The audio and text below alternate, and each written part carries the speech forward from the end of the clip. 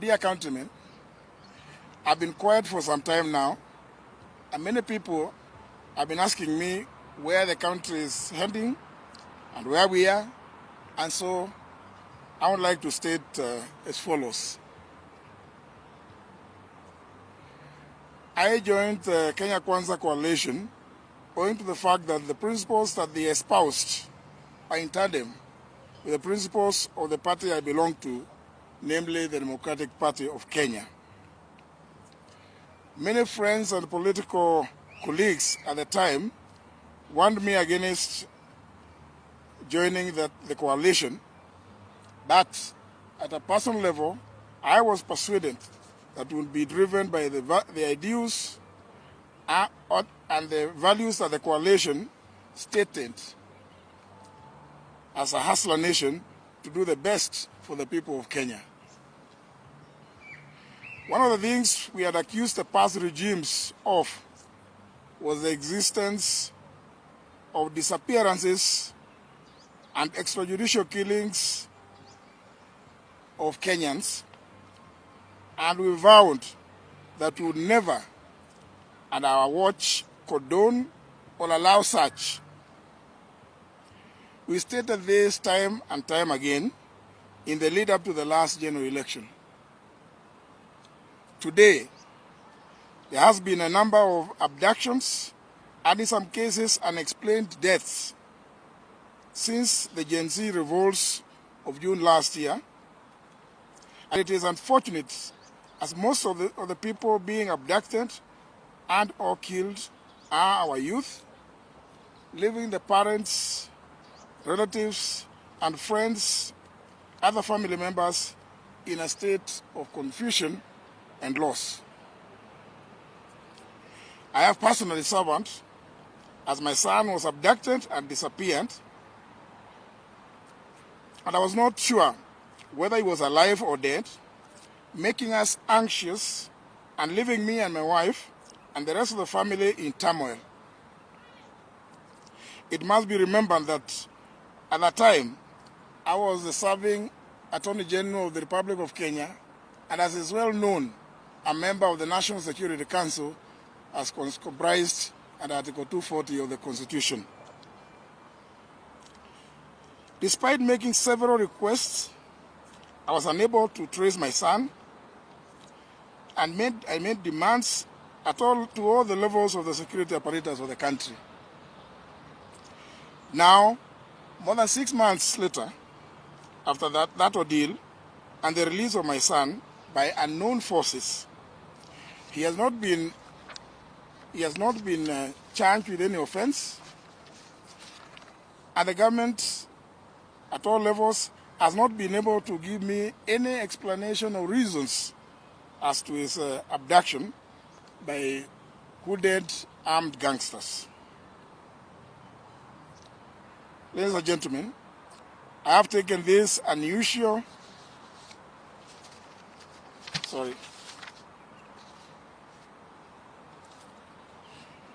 The security sector has said that they are not involved in the abductions, but interestingly, they have failed to stop them as they are happening in full public glare. The president has equally said that he would want to see the abductions end. Kenyans want to know how many of our youths have been taken in since the abduction started, how many have been released, how many are still being held, and where it is that they are being held. On Friday last week, to wit the 3rd of January, at a funeral in Embu, I stated categorically that it was not possible for the government to say that it did not know anything about the abductions, because that amounts to shunning its responsibility on accountability. That is why I took the issue with a statement made by the Inspector General of Police that he did not know where the abductees are. In my view, the government cannot be excused for abdicating its duty of protecting the lives and property of the people of Kenya. I note that after my statement in Embu on Friday last week, a number of the youths that had been abducted and held incommunicado have been released. But from the reports that we see every day, there are still many that are still being held. The cardinal duty of the state and the government is to protect the lives and livelihood of its citizens and cannot claim to be unaware of such serious breaches of the rights of Kenyans to live free from wrongful confinement and the violation of their inalienable right to life.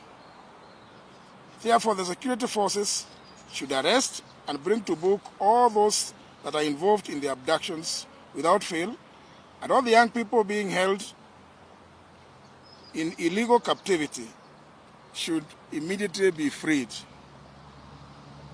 I'm fully aware of the doctrine of collective responsibility of cabinets.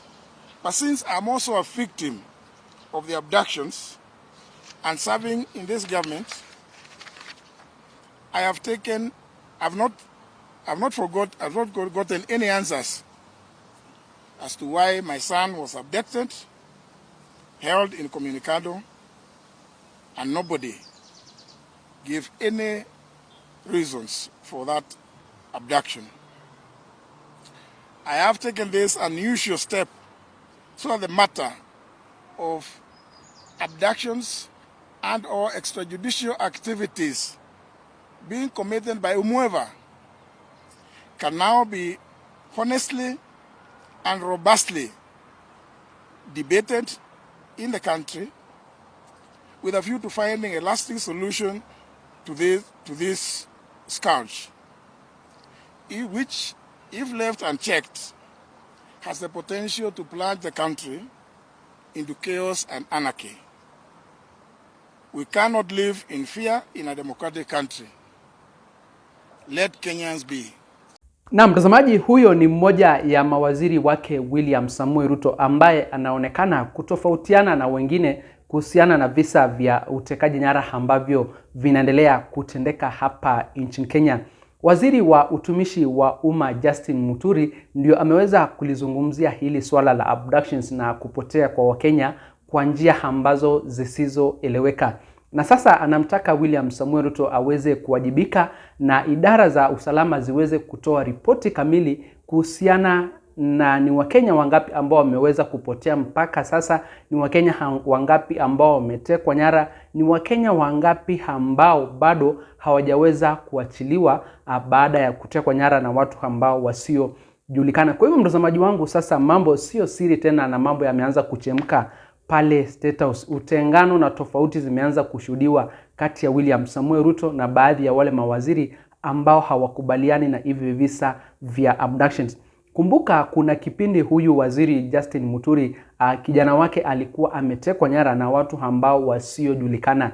Na sasa miezi misita baadaye haijulikani ni kwa nini alikuwa amekamatwa, hajawahi kushtakiwa kwa makosa ambayo alikuwa ameyafanya, na mpaka sasa hakuna ripoti kamili ambayo imewahi kutoka kwa idara za usalama kuhusiana na kutekwa nyara kwa yule kijana wa waziri Justin Muturi. Mtazamaji, kwa hivyo hali sio nzuri pale Statehouse, na huenda hivi karibuni kuna baadhi ya mawaziri ambao wakaanza kujitenga na serikali ya William Samoei Ruto kabla ya mwaka wa 2027. Ni kama kuna baadhi ya mawaziri ambao wameanza kusikiza kilio cha wananchi na wako tayari kuungana na wananchi wengine kuendelea kudai haki na kukashifu vitendo vibaya ambavyo vinaendelea kutendeka ndani ya serikali ya Kenya Kwanza. Nitakomea hapo mtazamaji, lakini usiende mbali, nitakuwa narejea hivi punde na mengi zaidi ya kukufahamisha, na kuomba ujiunge nami hapa BM Daily Politics kwa kusubscribe na pia uweze kulike, kushare na comment, ndiposa ujumbe ama hizi habari ziwafikie watazamaji wengi zaidi.